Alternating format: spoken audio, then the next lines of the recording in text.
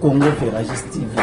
Et si ka o ça raté on a artiste au bosepela kana bango Giscard le Kofi alobi to ya turoba mongo alobi bangala bateleli do ba mongo tabalo bangala bateleli balu balu toute qualité Giscard le Kofi alobi Congo Veragis TV Asika pour bosika divertissement toujours et ça va bien la candidature le saco Congo Veragis TV en tout cas na sing na ba fan tout balela nkela ba fan tout balela musala na biso théâtre ba fan tout balingaka ba oh ba émission musique oh politique ton na Congo Veragis TV en tout cas kela yangani desina sabona kitongo katang ba bimisanga na mokili na sabone avant que tu aies bien que Congo Veragis TV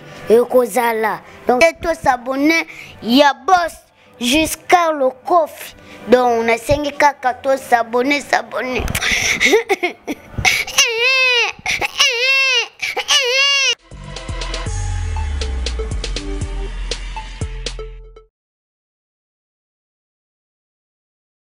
Bonjour, bonsoir.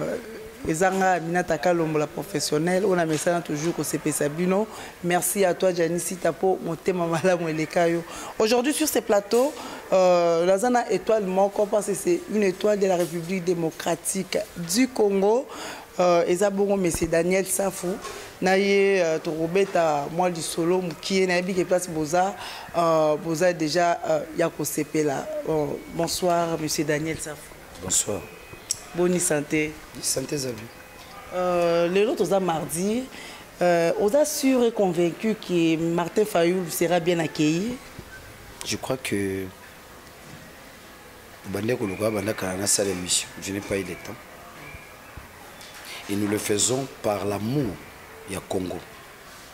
Ceux qui nous suivent sachent que l'émission tout au Salaga, nous ne bénéficions à rien. Intérêt aux alarmes de l'émission, boni mboka ezokende wapi boni toiko kabola makanisi na bango poto suka kaka na likambo ya kokwesa kabila. C'est ça l'intérêt. Là où les gens nous prennent pour des fous, nous, je ne sais pas comment, mais nous avons la folie du Congo. C'est ça notre folie. C'est là où parfois ça dépasse l'entendement de tout le monde. On a organisé donc je viens de partout. Natamboli Lemba, Matete, Ngaba, Nakirosuki na Kisensu, Nakati Kisensu, non, je n'ai pas vraiment fait Kisensu, je dois être vrai. Kimbaseke, et c'est aujourd'hui que je me suis rendu compte que Kimbaseke Zatene na Botami na Kinshasa na Kona Kinshasa, mais je découvre Kimbaseke aujourd'hui, le vrai sens du mot. Na koti na bakati bato bazo tuna nga question yoza mutanani kuna na Kimbaseke bangwashi kuna na kutika bangwashi. Je dois être vrai, là c'est Muzitu, c'est Muzitu parce que tous la plupart sont du Palou, les Palou les a dessus, ils font de leur espoir, leur espérance à Muzitu. Alors en fait vous avez une facilité il y a pénétrer champ sociologique. Donc l'idéal c'était quoi au fait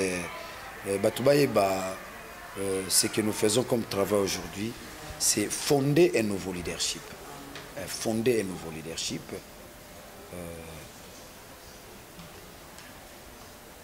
Nous avons connu un grand leadership dans ces pays, de Etienne Tshisekedi de Wamulumba.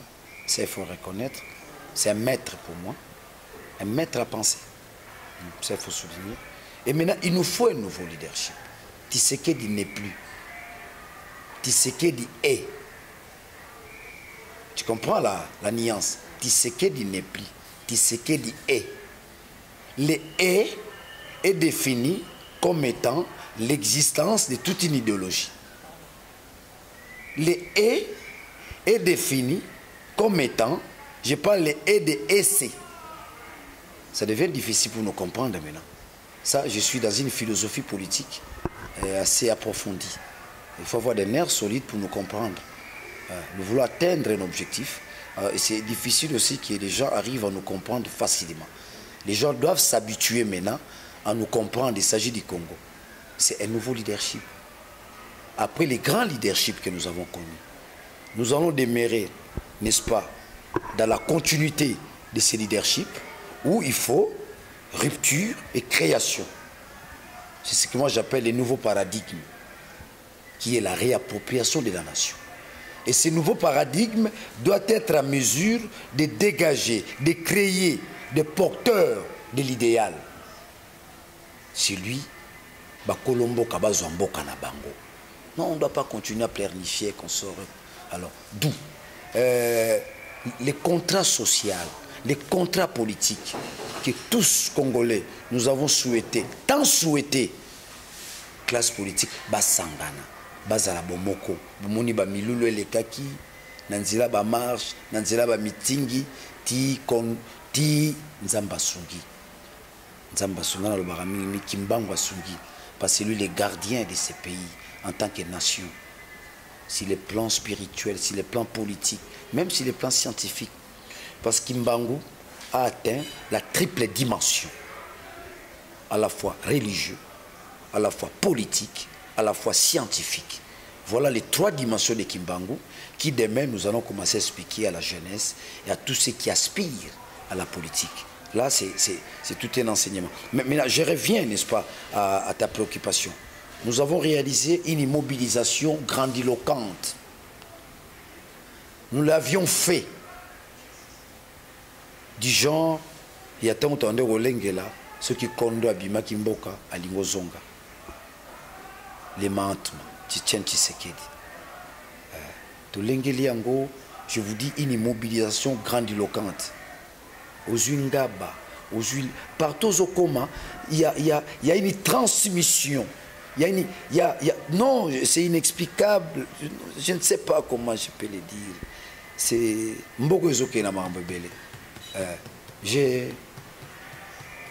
je ne vois pas Kabila après les 23. Quand je dis Kabila, ça dit Kabila avec son système, son entreprise. Parce que Chadari, il y a un élément.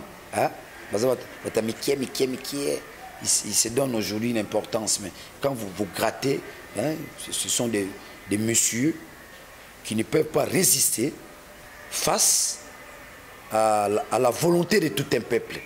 Aujourd'hui, il faut reconnaître le peuple a soif du changement. Congolais comme une posa à changement. Congolais comme une posa à démocratie. Ça veut dire que même yo motolingo comme leader nabiso, tu dois voir les atouts. Tu dois voir les atouts. Tu dois voir les génies créateurs. Tu dois avoir des capacités naturelles. Tu dois avoir des valeurs intrinsèques. Tu dois avoir la vision. Tu dois être porteur de nos aspirations. Et comme et ça c'est comment facilité. Biso toza ba sinzili ya mboka yi. Ngai Daniel Sabnaza sinzili ya mboka yi.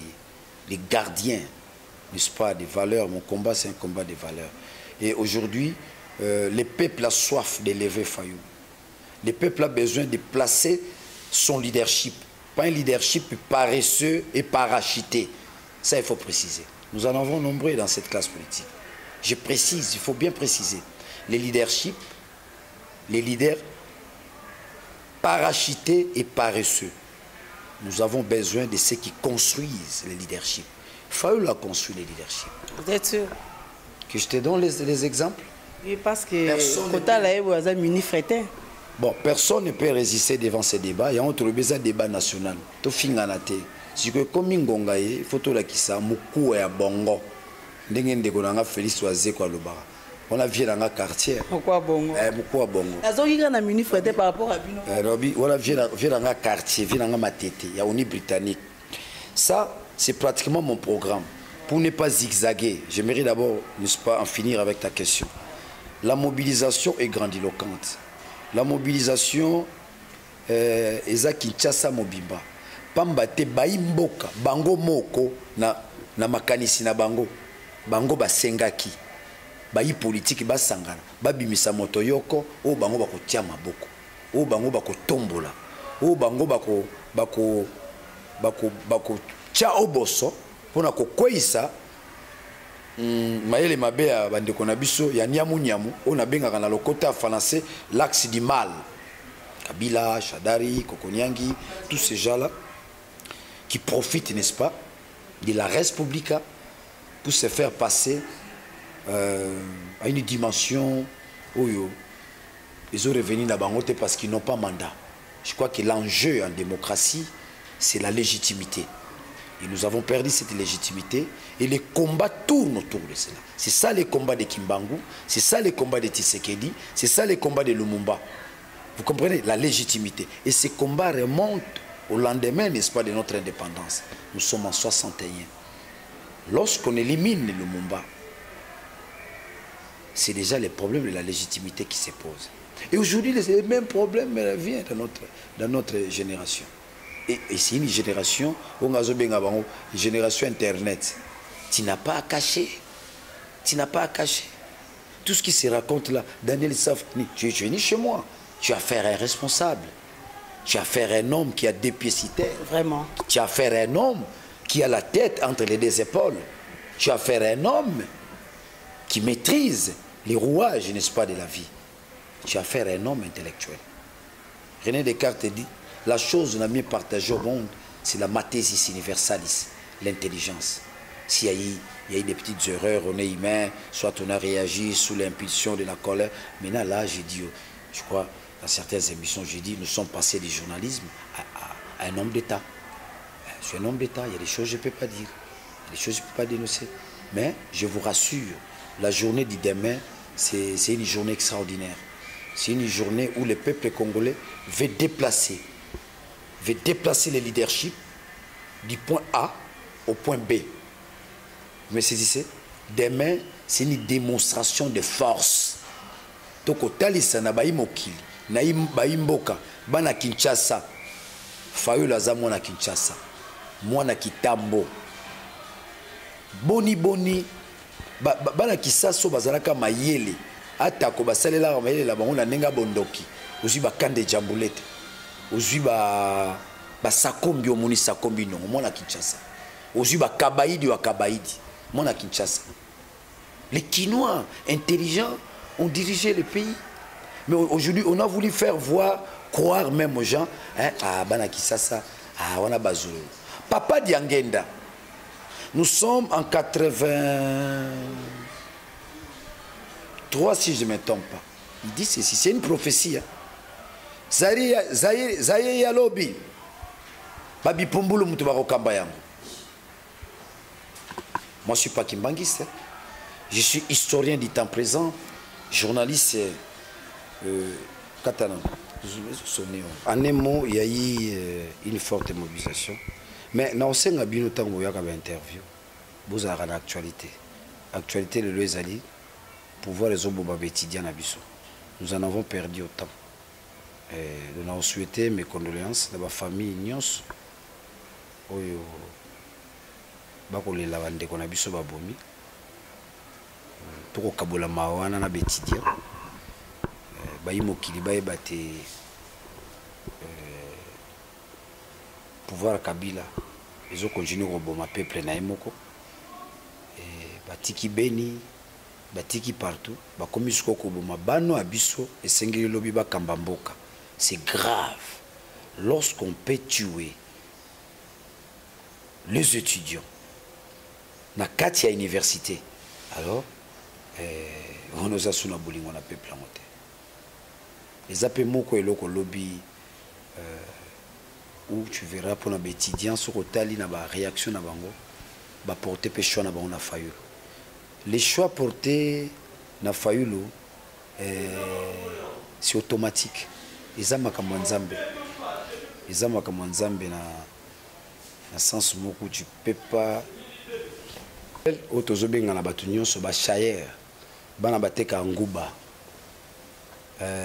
bato bazo souffrir au busala ezate kolia pasi ba courager ba receveur ba chauffeur ba mama wenze en fait bato bazana pasi pe na posa ya démocratie na mboka ye tokende bobo na aéroport bokomi na biso na aéroport ezali bongo likambo bato basengeli basimba ezali maponami.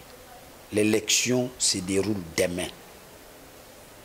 Demain, le monde nous regarde. Américains, Balma, na beti mo na tamboli tanga pe na ba camarade na nga ba américain Balma. Na tuni bango ndenge nini ba non non non non. Monsieur Fayou. Pino ko lobaka boyo mona. Na 2011 be so tu sais que la wana yom to tuni bango. Na so tuna bango. Na tam tala moni mobilisation saliko tina ba ambassade na tambo. Tina ba chinois, hi hon Fayulu.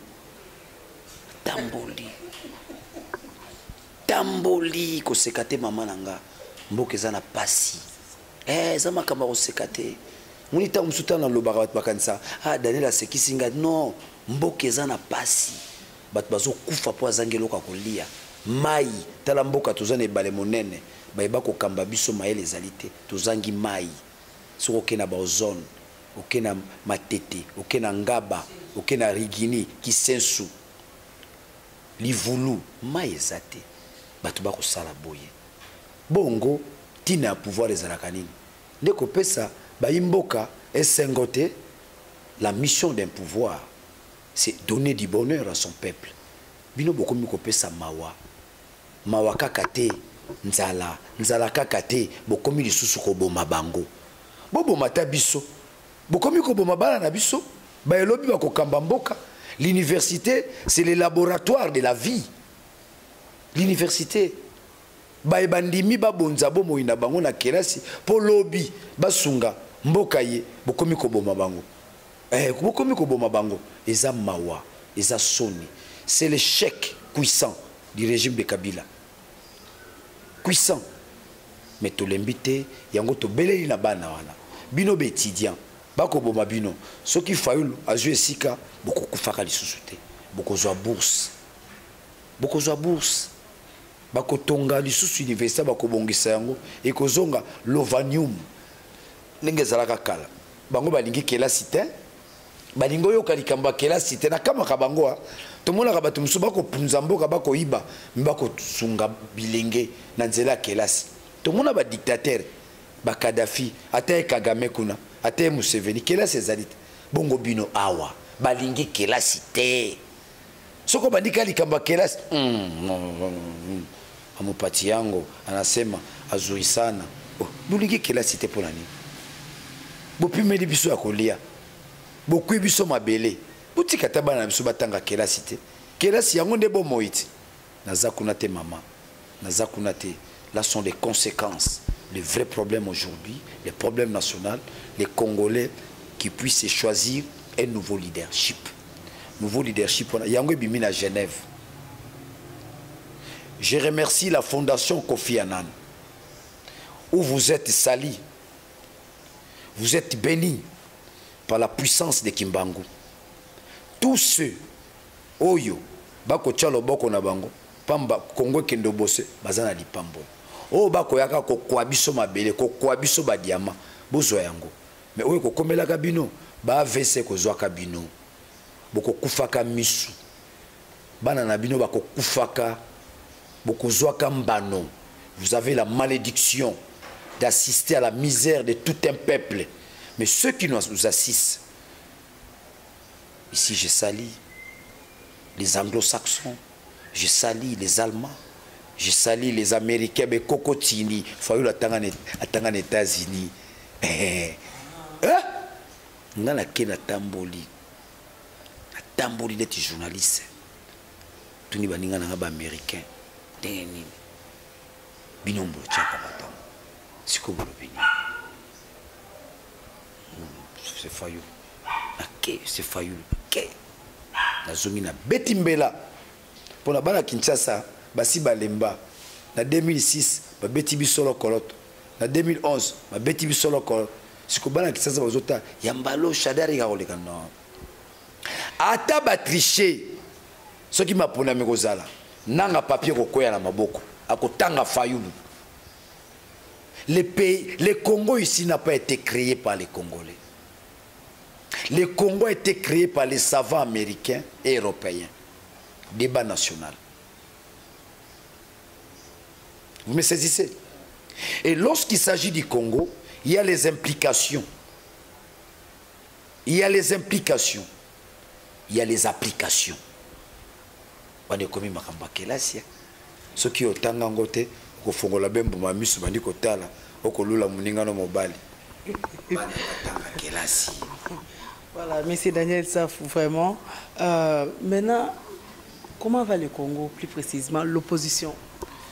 Opposition, ESA, opposition, y est autobengi, candidat commun. Candidat nini commun. Donc, on rappelle qu'on a pu Sangani, Bakobimsa, Montole, Lobby, Lobby. Naza leader. Naza leader Ngumba Kinshasa. Mais tout le binini, Tomi Kitisa, To Kita, To Tombola, Congo. Ceux qui te le but, To Tombola, Congo, Tondima, Maïma Salami à Genève. Ceux qui Tondima, Maïma Salami à Genève, Ate Olinga Kaete, le Kola Kulutu Nanga da Bombole. A Kangela Fayou, le Motema Likundu, ceux qui a Nini, Ate Olinga Kaete, le Kola Zali candidat commun, Bissonio Soto Zingae, To Tombola, To commissaire Monene. Il y a ça le but, l'élection autopolitique. Président Ada Bombole. A lobby déjà pour la choix car candidat wana donc et Cécilie déjà. Ce qu'on sali sondage, bana kisasa ba yiniye. Ake bana e, ba roya ko kundola mayaye. Yango to lobby na aéroport to mona été. Ba ko sala politique ali kundu. Yena fayu bazali bota yoko. Ba yi opposition. E bandi boni. Yo tuka yo moto bozali bota moko. Yo mona ka bango kuna bata axe di mal batukanaka. Bazala makambo na bango babombaka. Mais biso be bate opposition. Na ebaka te soki pesa ko kelela na banzalo to koma nango na mikakatano ne likia mboka tango msezo kima biso tozane likia. Tozane likia. C'est encore possible. Il y a possibilité. Ozola nangai omoni babungi nzela. Pamba te bango basalaki ya bango kalekile. Bazalaki na bayudasi na bango. Bayebaki tozana bayudasi na biso. Soki to commune leko bayudasi bakotekela biso Congo. Na bo pikirikini na mayele, ce que nous appelons la clairvoyance de cette génération. Il faut reconnaître génération oyo niveau ya clairvoyance to commune nango. Ngala lobi eza akela cité ya nilité mais za clairvoyance passe leki. Pamba te moto soki passe leki moi boigna pe comme kala moto parce que la souffrance est une école qui ne rate pas sa formation. La souffrance. Les Congolais, nous avons tellement souffert. Hein, tellement souffert. Nous sommes appelés à la solidarité. Tant on a côté la bande de Koba Kofinga, Té, Totika, Baï Balma, Baï américain, Baï chinois, Baï Riss. Pamba biso lelo mboka e to kobi ko tche likia na Baï mokili. La solidarité planétaire, la solidarité du monde pour le Congo. D'ici là, tout ce qui n'a pas pour 2023. Bazingi biso ba Yang 6. Ba Yang 6 net ce que moi j'appelle, nous sommes les esclaves du 21e siècle. Qu'on se le dise, maman. Bako kota ba papolio, ba bambolio, pambate, au pesinga micro. Mais les gens ne se rendent pas compte. Bazan a petits intérêts. Les petits intérêts. Et ça, mon colomsu na tellement na bien. Pour la bolingo Congo, pour la bomoko, bolimbisanga na likambo, na kotinda baninga bosanga. Donnez la seki pardon. Nga pena kinwati. Bato ba nga melangande. Non. Vous comprenez? Mboko ndeke toko kumbela ngo toko banga lisusu moto te. Moto moko te toko banga na mboko lisusu. Pamba te tokobanga yo sali bisoni olie si bisote osungi bana na bisote na nzela kelasi opesi biso le tilikete opesi biso maite opesi biso mosala te ate opesi mosala to futa mina na ndenge moto futa makate bo pumboli mboka tokobanga biloni. Tout ce qu'on peut faire c'est vous chasser, et si vous résistez c'est la révolution, si vous résistez c'est le soulèvement. L'unique réponse qui reste encore à Kabila c'est ça.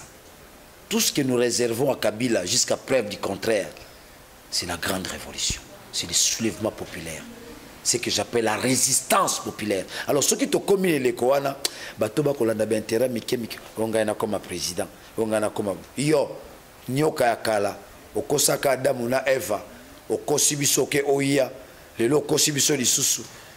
La base, non, non. Nous sommes aguerris aujourd'hui. Balobi na le côté français, l'expérience nous a rendu sages. Kamere nous a rendu sages.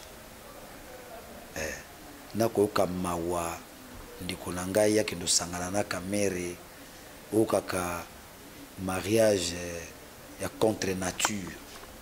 Ça me fait mal. Moi na papa, ça me fait mal. Jamais je souhaiterais voir l'IDPS composé avec l'INC. Atanaza suna IDPS en côté. Jamais. Et ça le colla bokaboni na moi si ko souhaiter azwata mobile malamu. Mais ce qu'on moni azuma mobile ali chombe, ce qu'on fani na baninga boko mela kopo ko ba éviter Anne Marie azwa mobile ya kwa shekor. Ozola mais ko sengira azita mobile mo malamu. Et ça tu comprends. Mais aujourd'hui Batouba bossana le passé. Batouba bima na tradition. Batouba kota na dimension à réforme la société. Maman, il y a une émergence d'une nouvelle société. Batouba so kokangote. Bazo monango, hein? Les gens sont habitués à Nabiloko existera déjà, non? Après Tshisekedi wa Mulumba, il a annoncé l'avènement québécois français pour donner la salaire. Non, non, non. Moi, je fais les belles lettres. Je suis l'ami de Kikero, de Lukulus, de Likinius. Et comme le Kumgo Kumbisakela, c'est Lengi. Kotanga Kitoko. C'est Lengi. Yoka, bisona la tête bien. Mince à l'itour diskendo. L'esprit se nourrit par les études. Kangango. L'esprit. Voilà, voilà. Ça ambiance pour les gens qui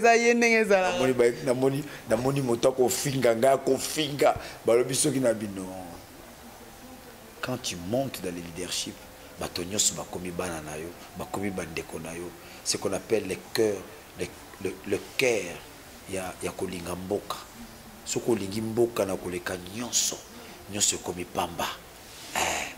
Tonda mitala lelo bako katanga ba banderole ceux qui na tombole anga banderole voter Daniel Safo butu be bakati bandeko nanga IDPS botika eza bango ba salam mais bako tala te la montée sociologique ya leadership nangai bako mona yango teza lolendo teza komi komisate baimboka bako linga ngai bako sepela na ngai makanisi na bitumbo na bundi tala lokola tuna bango député ni na komi buku programme nyoso za yango boka moto fimbu koma yango na buku baye bako ya sima batanga yango c'est pour la progéniture.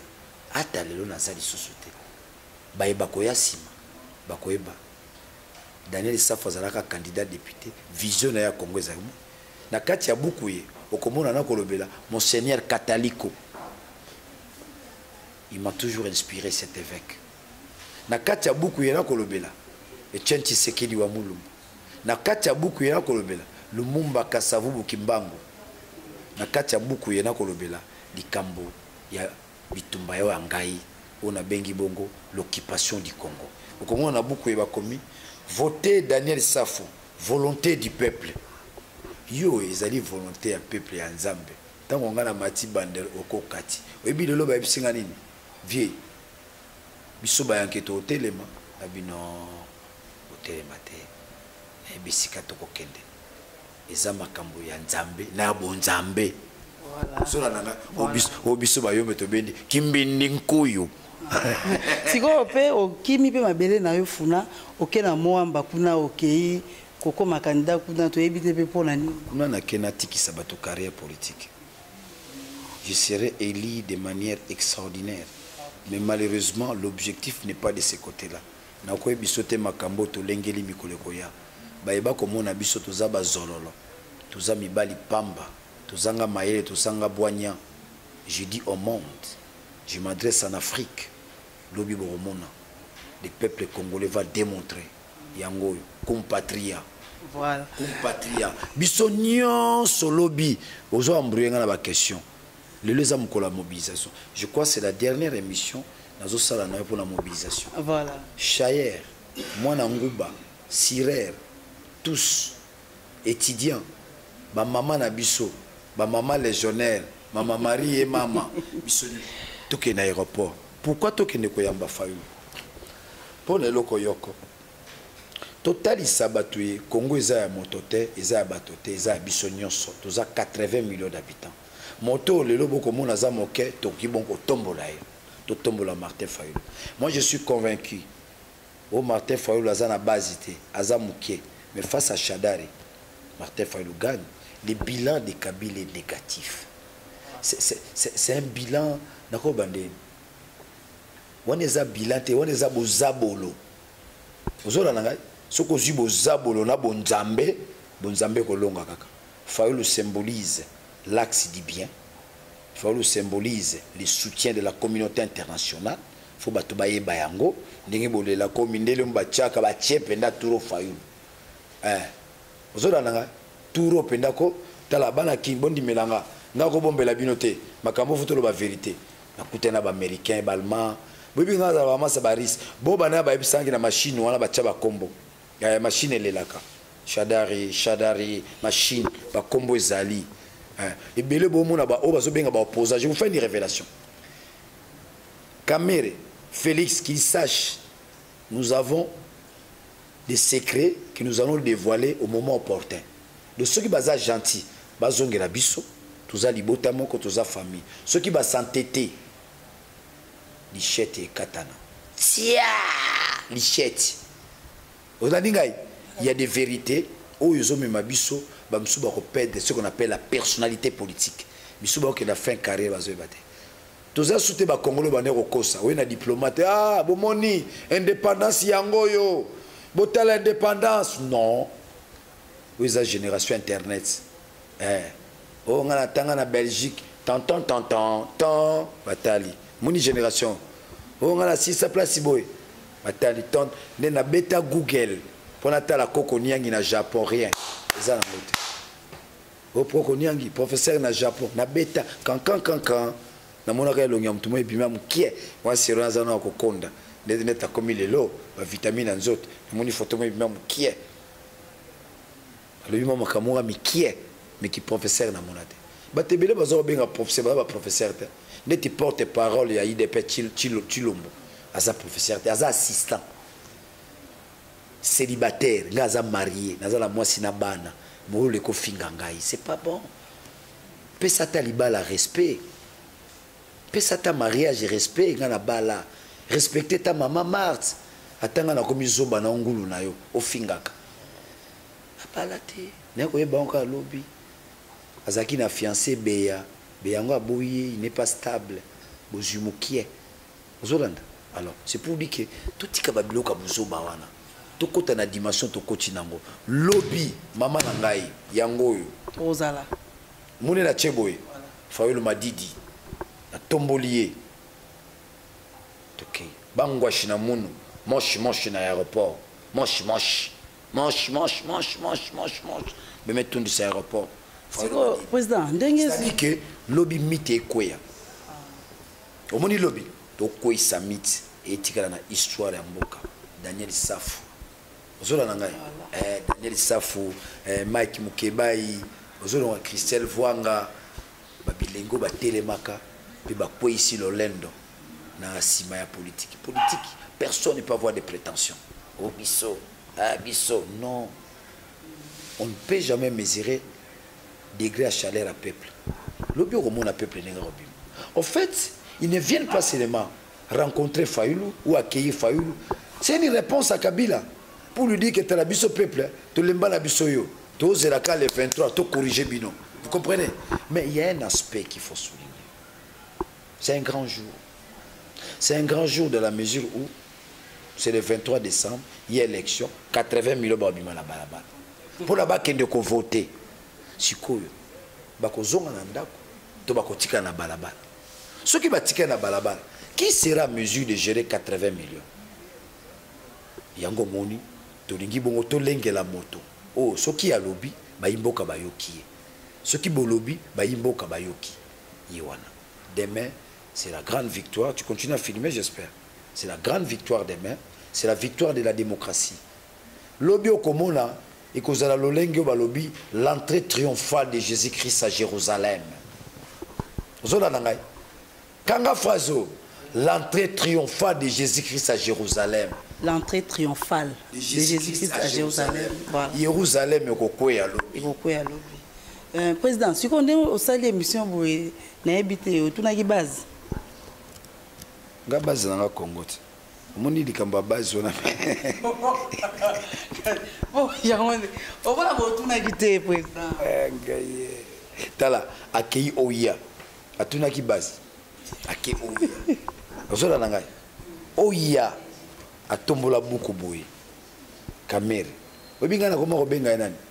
Des serpents anciens. Oya kosaka Adam na Eve. J'ai marché avec lui na Simbe na Liboko et je lui ai dit, tu as touché Kimbangu. Tu peux bénéficier d'une transmission du pouvoir. To komi na niveau ya première ba bilenge belé likolo na yabisie kulutu na ngai. Moni bato balingi yo balingi ngai. Tozala kaka semba. To tia maele na biso. Lelo na Congo, kela si mon côté ezali na Congo babengi kela so bakola kisa bilenge comment transformer nos richesses. Yo somona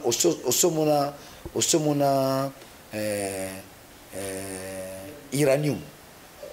Omona ngo déjà. Osomona diamant. Omona ngo wapi? Ko ya muluba. Ah. Osomona or. Oui. Or. Bon, il a dit na koloba. Osomona mercure. Ah, donc c'est pour dire que nous Congolais, nous avons droit de voir, de toucher, n'est-ce pas, nos minéraux. Ce sont nos richesses. Ce sont nos richesses. Et voilà biso, non. Donc je crois que donc lobby ezali au Pesimbwambwa. Jojo, bongama déjà na tongo. Ils ont un Pesimbwambwa. Lobby ezali nana bet non nana beti tembe. O biso bateke tolobaka bateke umbu nani budi ntembe. Ntembe. On est comme nous ko bateke umbu. Pa mikolo na loba minoro nyos. Il faut à ce que UNESCO. Mikoro c'est pas au dernier ça pour tribal. C'était le combat des derniers ça c'est un combat de valeurs. Le vina chilou bate. Betoi bama. Betoi. Vous comprenez? Ce que au monde lobby ezali kambuya nani budi ntembe. Ntembe. Yo lo na chuba lo bango. Yo lo bango. Yo lo zo minoro nyoso. On a yo kola nyoso te. Yo liga côté wana. Yo dinga na biso ka na zakama ko tabaluba pe. Yo comme on a dernier ça bouchier muni. OK. To comme comment ça déjà na suka moka ka ko lo bana batu pona journal lobby. Bah journal lobby. Non. C'est la victoire de la démocratie, c'est la maturité de tout un peuple qui sait aujourd'hui se choisir un leader par rapport au choix politique, par rapport à l'avenir du pays et par rapport à tout ce qui se passe. Nous l'avions vu en œuvre, un homme de terrain, un chrétien, un Kinois, j'y connais, à Kinshasa. Il faut être Kabila, diriger le Congo sans avoir le leadership à Kinshasa et faire autant d'années au pouvoir. Mais je crois que dans les années qui viennent, il sera difficile un président de la République de diriger le Congo sans en avoir les caractères sociologiques à Kinshasa. C'est-à-dire qu'il est appelé à ceux qui sont appelés à diriger le Congo, qu'ils aient un poids politique dans la vie de Kinshasa. Ça se crée, ça se construit. Parce que les Camerounais ont un poids politique, ils sont tombés dans le côté. Parce que Fayou d'abord, il a un poids politique, il a un passé Il a ce que les Romains appelaient les cursus honorum, la carrière des honneurs. Tant aux anango, tu dois te taire devant celui qui en a. Tant aux anango, il faut gumbama devant aux anango, vie zabongo. Aux anango, ils ont les caca, ils ont les ce qu'on louli peut à danger, prépare-toi. Nenga lingana comme président. Je me prépare. Na bandi sous chiki sous. À part ba chiki na sana. Na obeta sous droit. Wanande na répondre évidemment na préoccupation Emmanuel Kant. Emmanuel Kant recommande à tous les philosophes de faire les droits. Bon, tout le monde a peine zela Tshisekedi, Tshisekedi est premier docteur en droit. Ngana zalata licencié en droit. Na pousse la tamwa pembeni. Ozola na kulubaka to la ndaramutu mais aux OAIT, OAIT la capacité cognitive, l'intelligence, la maîtrise et l'amour du Congo. C'est ça, ce sont des valeurs que porte le maître, notre maître. Alors, et là qu'on a gobaki ça, baïbaza poto, n'est-ce pas lobby tembe boudin tembe, tembe, c'est nous les leaders locaux. Bango ba ochuapi. Bangonde bakolo Kinshasa, bakolo Kinshasa ezabisoti. Le beza demosa, soto la kisabiso de bakolo Kinshasa, soto si sune mission na rola na njili. Deux aussi sur la côte na Carola na njili. Le lobbying a joué la faille 1 million de personnes. Et oui, tikalo les armes là-bas, MLC, ensemble, mais Daniel Issafou lui-même en tant qu'individu, Kingunza, 1 million de personnes lobby. Compatria. Betidiana Sima, ma maman, bani. Donc j'amène mon électorat lobby.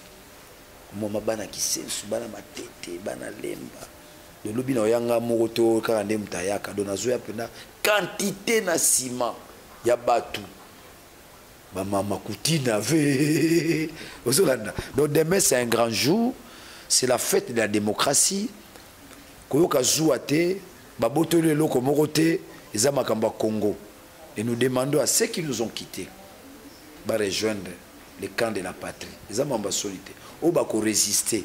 Ils vont disparaître. J'annonce Kamera Linga Lingate.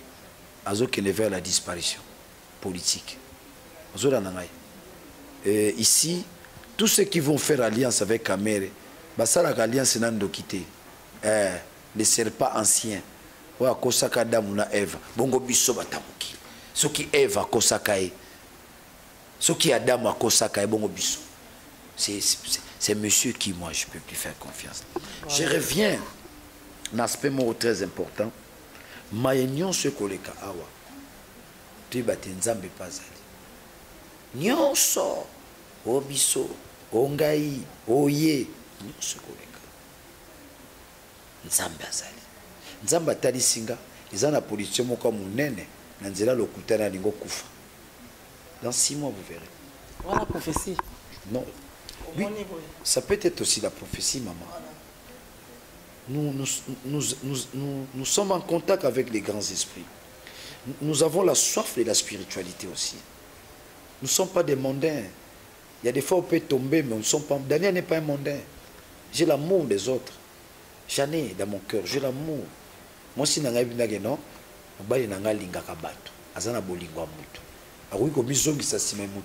même mes amis savent que je suis l'amoureux du Congo, je suis l'amoureux des Congolais. Côté l'amoureux de l'Afrique. Ngana sambelaka, non sambela nzambe zo molimo Paul Biya. Bandeko na Cameroun bazwa kimia. Nzambe zo molimo Ali Bongo. Zo molimo na bango nzambe. Zo milimo na bango ba konyokola biso na Afrika, zo milimo na bango. Yo moni likambo ile Ali Bongo. On ba lo sako na biso. Naza contre-traité mais nzambe père moko talaka. Yo Nous nous retrouvons certainement à la prochaine. Pardon, un mot. À ceux qui, si Fayoulou me suit là où il est, à ceux qui me suivent, demain c'est la victoire du peuple congolais, c'est la démonstration, c'est aussi Tungito Kundola Lisusu, Moko a moto, Tobandaka Wenda Yambaka, Akomaki Mokolo, Tobengaka Yaya, Yachichi. Lindala les inventions nangai, Tozaka na matanga, Lindala les qui rappellent, Congola bossana facilement. Nous sommes là pour rappeler. Lindala, la poche, na rola ta Lindala. mais matanga solo pesa na mutema lindala les qui rappelle mais au moins lindala les boti ba disciples batu ba bimi ba on peut voilà ta lindala ça fait du bien lorsque hein parce qu'en fait l'intelligence c'est le génie créateur lindala les angai mutumota tina la ta lindala ngamo na tala nous sommes un pays où il y a des tares mais avec lindala là bilenge batuna ala ti lindala la ponanine allez la racondo nano bakunda été c'est jamais fait pour un homme qui a assumé des grandes responsabilités au pays, pour un homme qui a représenté les Congos à l'étranger, pour un homme qui est un repère pour nous. Mais d'emblée, on ne veut pas lui attribuer honneur aux revenir naïe, simplement parce que naïbité. Je crois que Tshisekedi ne mérite pas ce qu'il peut mériter aujourd'hui. C'est celui-là, il est mort dans sa gloire. Alors, photo kunda pene sengo. Ba tikali akoma bongo ndakisa pona biso. Moni mokola lobi to kundola nde kombo na e. Parce que to mona to sala kandi boekala. Ndi bondako yako yamba ya chichi. Donc lobi soko kangi misu. Hein? Omona maki oui Tshisekedi. Soko fongoli Fayulu. Do lobi zande bongo. So kangi misu na aéroport ozo ka banzembo aloko na se atomboli likolo e kangi so fongoli bobi oh Fayulu ozo nanga demain to salika nde to ndo sarakala ozo to salika ka na biso na mona na ba mobilisation mais lobi za somo lobi za somo do lobi tembesili donc mutu moto na ndimi aola mukajeli na tongo base na ngai donc toujours boukelo quoi la théorie à base toujours bouka yango na monde entier baïba qui aujourd'hui au Congo nous peuple congolais nous installons un nouveau leadership toujours na biso ndenge papa de ngenda lobaka zairi ya lobi babi pumbulu mutu bako kamba yango faut la zali pumbulu dernier ça va so babi pumbulu les enfants des pauvres. Fayulu n'est pas un milliardaire. Il n'est pas un milliardaire. C'est un enfant des pauvres. Moi, je suis moi, je suis moi, bandal. Je vraiment. Si vous appelez ça la vie, leader n'a une interview. Donc, lobby. Oui, ça va AVC. Mabala peko kufa okuma mwasabi ngala ndako pona beko koma président ikomi Fayulu la tiki na ngayo ozola na ngai libale kufi mwasabi sokete ngali ngao kapona beko koma président yo ebisanga okoma président mais ce que komi Fayulu ndenge ni libale kufi gasolo lobi za danger lobi za ndenge muni lobi do muni ma ba botoli pena mutelo ko ba botoli en bito pesiye nanko nakana ekatala mboko to yingisu ba yolendo te obiso za ba base de to buka lika ba base lobiso si lobby c'est demain que nous avons développé une nouvelle théorie les Congo fini la singularité fini l'homme dans sa singularité ontologique. Donc je suis au niveau, n'est-ce pas, il y a anthropologie. C'est-à-dire que la singularité ontologique, Bongai, Gaza danger, Gaza la base Nangai, c'est ce que nous appelons la singularité ontologique, ontos. Voilà. L'émission mon vieux Daniel Saf na tuna ki base na nga ya muchanga Champions League abi Aminata il faut ça l'émission Guigui Louvrezo na salika kandenge bolobaki ye yo vraiment avoir base moni na belo moka na tanga kala bazaka na Judas azalaka moko mais biso to ko la Judas mibale au revoir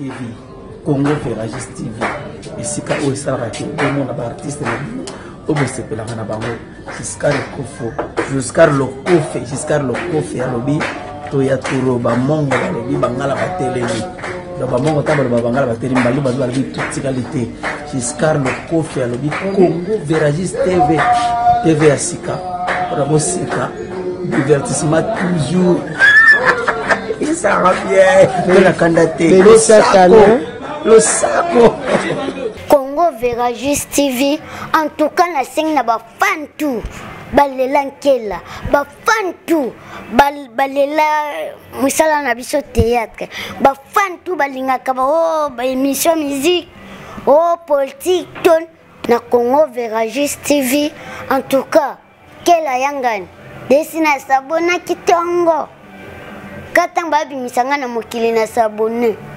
avant que tu aies bien mané que Congo Veragis TV et kozala donc to s'abonner ya boss Giscard Lokofe donc on a 5 kaka to s'abonner